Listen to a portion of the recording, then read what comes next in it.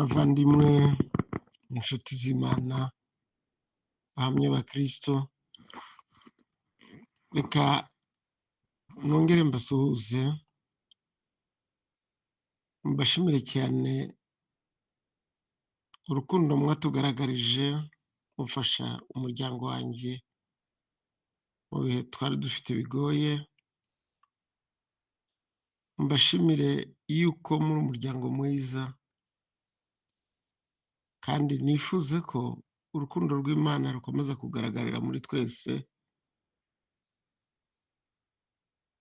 tubwira abandi ibyiringiro dufite byo kugaruka k'umukiza wacu Yesu, uzahanagura amarira yose ku maso yacu. Nubwo ntabashije kubona igihe cyo kubabwira iby'umuvandimwe wacu wasinziriye, mushiki wacu yari afite imyaka 54, yasize abana 4 ndetse n'umwuzukuru, kandi yasinziriye mu byiringiro kuko yagize ububabare bw'igihe kirekire cyane. Yari amaze imyaka 5 arwaye kanseri, byamuteye kwisubiramo cyane no gushima Imana. Ariko icyo dushimira Imana ni uko abo bana yasize bose atari imfubyi zibasha kugwa mu ziko. Ni abagabo barakuze kandi bariga, twizera ko bazashobora bagatsinda. Reka tuve muri ibyo rero, dusubire mu kiganiro cyacu cy'itumanaho, maze turebe uko Yosefu yabonye abavandimwe be bagarukanye na Benyamini. Turasoma mu Itangiriro 43, turahera ku murongo wa 15 tukageza ku murongo uheruka icyo gice ari wa 34. Duhereye ku murongo wa 15 tukageza ku wa 34 w'igitabo cy'Itangiriro. Reka tubanze dusenge. Data mwiza ukiranuka, ubuntu bwawe bwandikishije ijambo ryawe ngo ritubere isomo, ridutegure, ritwigishe gusanga Imana niyo idahemuka. Abantu bawe babasha guhemuka kandi ari abantu bawe, kuko isi niyo yuzuye ari ibyawe n'abantu bariyirimo. Abantu babasha kugira intege nke, ariko imbaraga wakoresheje zikagaragarira muri Yosefu ntizisimburwa, ahubwo ni iz'iteka ryose. Duhe umugisha wo kumubonera mu isomo ryiza, ngo nituramuka ducitswe cyangwa tukagirirwa nabi, tujye twirinda guheranwa n'uburakari, tujye twirinda guheranwa n'ishavu, dukore nka Yosefu. Nituramuka tubonye abacu bateye imbere, aho kubagirira ishyari, tujye tunezezwa nuko abacu bateye imbere, ko tubasha kubahirwa, ko tubasha kubabonamo igikundiro, ko tubasha kubaboneraho umugisha. Mana, uri Imana nziza, abahamya ba Kristo basukira imigisha yawe aho bari hose. Imbaraga yawe nigumane nabo, kandi utwizeze kuzabana nawe mu bwami bwera bwo mu ijuru. Bisabye mu izina ry'igikundiro rya Kristo, amen. Ba bagabo benda ayo maturo, bajyana ifeza z'ingereka zingana nazo, bajyana na Benyamini, barahaguruka, baramanuka bajya muri Egiputa. Bahagarara imbere ya Yosefu. Yosefu abonye Benyamini ari kumwe nabo, abwira igisonga cye ati, injiza aba bantu mu nzu yanjye, ubage, witegure ibyo kurya, turi burire hamwe ku manywa y'ihangu. Uwo mugabo akora ibyo Yosefu amutegetse, yinjiza ba bagabo mu nzu ya Yosefu. baratinya kuko babinjije mu nzu ya Yosefu, baravuga bati ifeza zaragarutse mu masaho yacu, ubwo twazaga imbere nizo zatumye batwinjiza ngo adushakeho urwiyenzo, adusumire, atujyane n'indogobe zacu tube imbata. Begera cya gisonga cya Yosefu bavuganira nacyo mu muryango bati databuja, mbere twaramanutse tuza guhaha, tugeze mu icumbi duhambura amasaho yacu, umuntu wese asanga ifeza ye iri mu munwa w'isaho ye. Ifeza zacu dusanga zingana uko zanganaga, none turazigaruye kandi tuzanye izindi feza zo guhaha. Ntituzi uwashubije ifeza zacu mu masaho yacu. Arabasubiza ati mushyitse imitima mu nda, ntimutinye Imana yanyu, Imana ya so niyo yabashyiriye ubutunzi mu masaho. Jyeweho ifeza zanyu narazishyikiriye. Asohora Simeyoni aramubazanira, nuko wa mugabo yinjiza abo bagabo mu nzu ya Yosefu, abaha amazi, boga ibirenge, agaburira n'indogobe zabo. Begeranya amaturo yabo kugira ngo Yosefu naza ku manywa y'ihangu asange biteguye kuyamutura, kuko bari bumvise yuko bari burire hamwe nawe.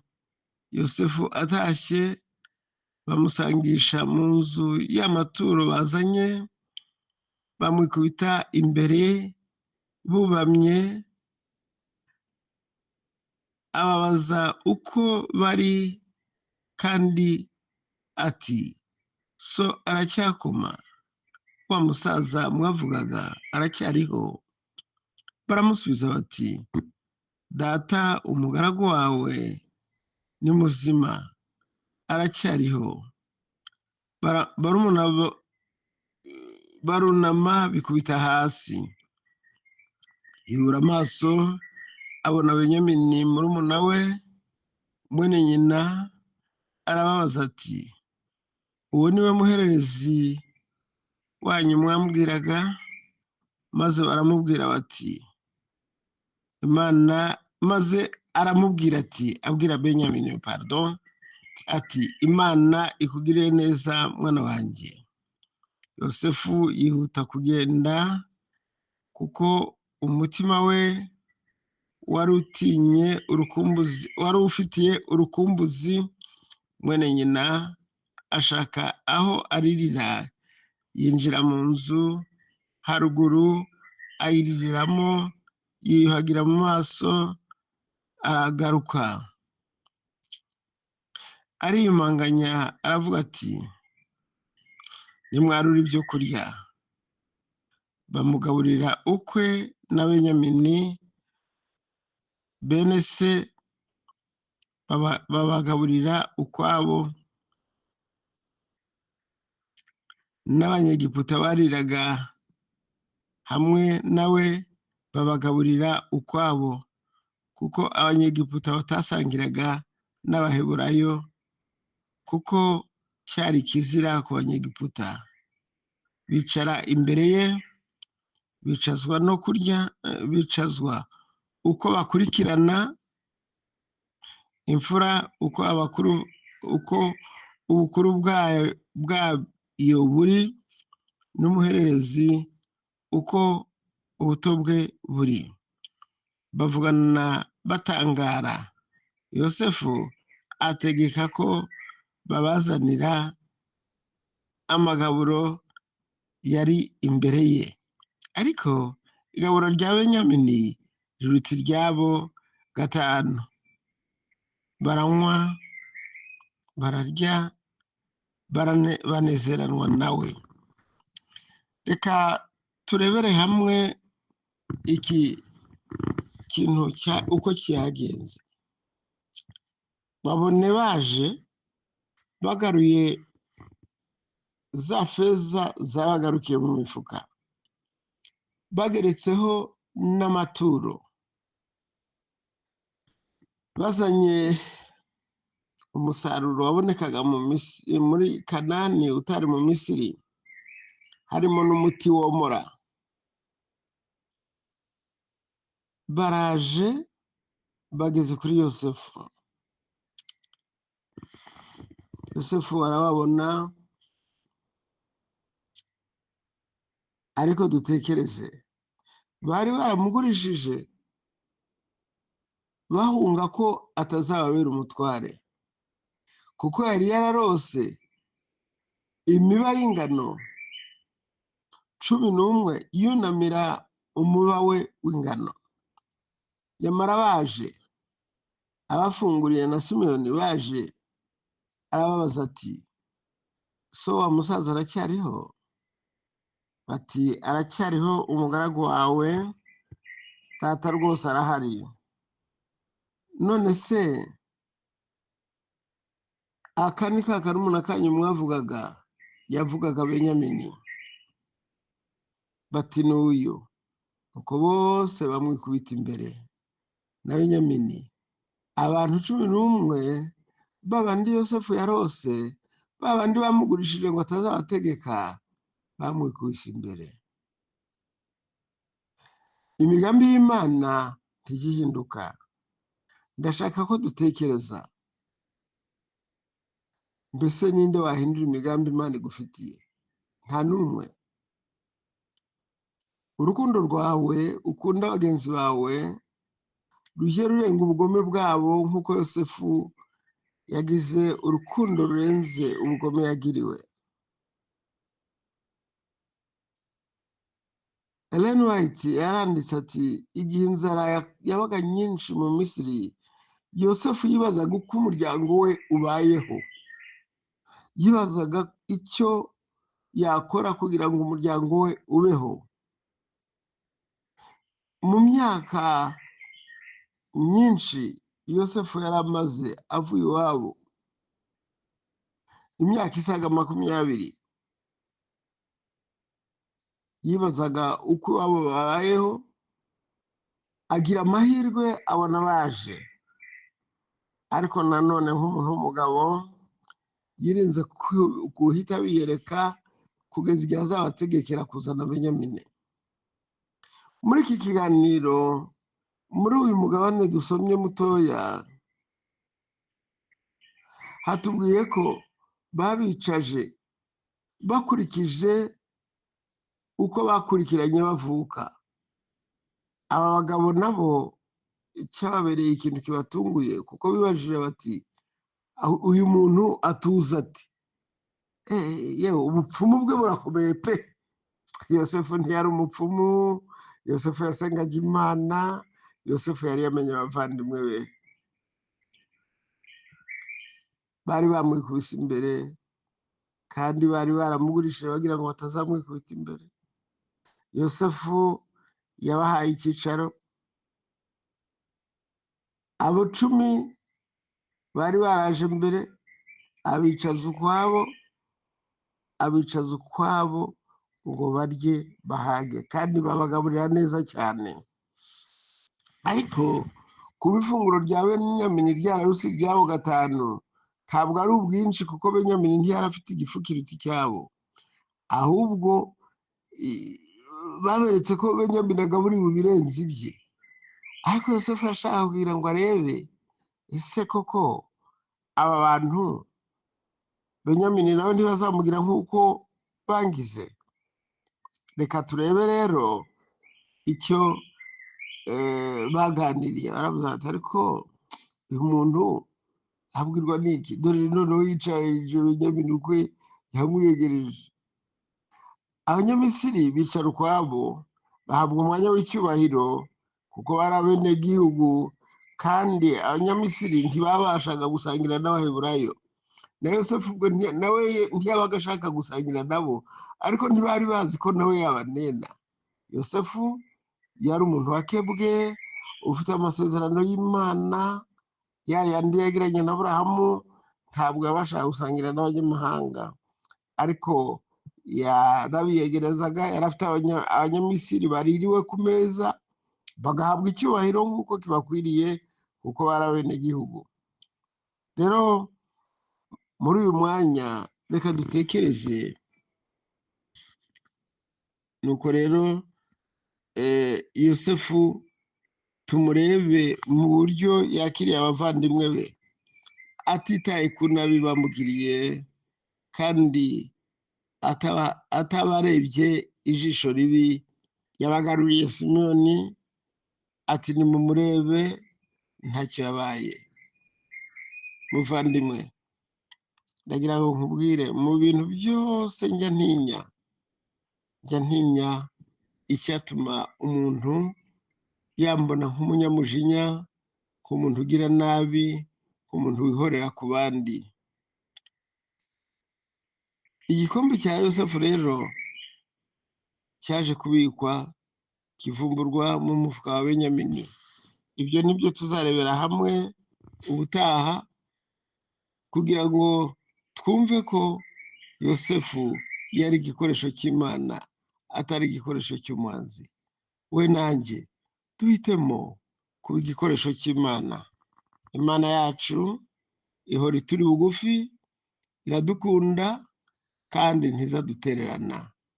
Bavandimwe, mukomeze muryoherwe n'ijambo ry'Imana, kuko ari ryo ritwubaka kandi rikaba ridutegura kuzataha mu bwami bwo mu ijuru. Reka dusenge. Data mwiza ukiranuka, Imana igira neza, Imana y'urukundo, Imana itwambika, Imana itugaburira, Imana iduha icyo dukora ngo ubuzima bw'umuryango bukomeze. Uri Imana idasubizwa inyuma, Imana idakangwa n'imigambi y'ababi. Komeza utwarire mu mitima yacu, mu izina rya Yesu, amen. Murakoze inshuti bavandimwe, mumaze kumva iyi miburo ibagezwaho n'urubuga rw'abahamya ba Kristo. Turashima Imana ku byo ikomeje gukora. Abahamya ba Kristo bafite ibyigisho kuri YouTube, washyira mu ishakiro ugashakisha abahamya ba Kristo podcast, ndetse wareba kuri Spotify, X, Instagram na Facebook n'indi miyoboro itandukanye. Duharanire twese kuba mu ruhande rwa Yesu Kristo ibihe byose tugihumeka, tuva mu byaha kandi tumwitegura kuko ari hafi kugaruka. Duhitemo Yesu bikiri none, kuko ejo atari ahacu. Ushaka kutwandikira wajya ku rubuga www.abahamyabakristo.org, imeri abahamyakristo@gmail.com, kuri telefone guteranya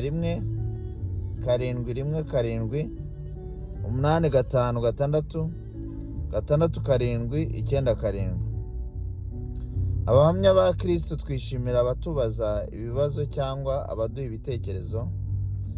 Musangize inshuti n'abavandimwe ibi byigisho. Uwiteka abahe imigisha mvajuru, mukomeze kugira ubuzima buzira umuze n'amahoro biva ku Uwiteka bibahoreho.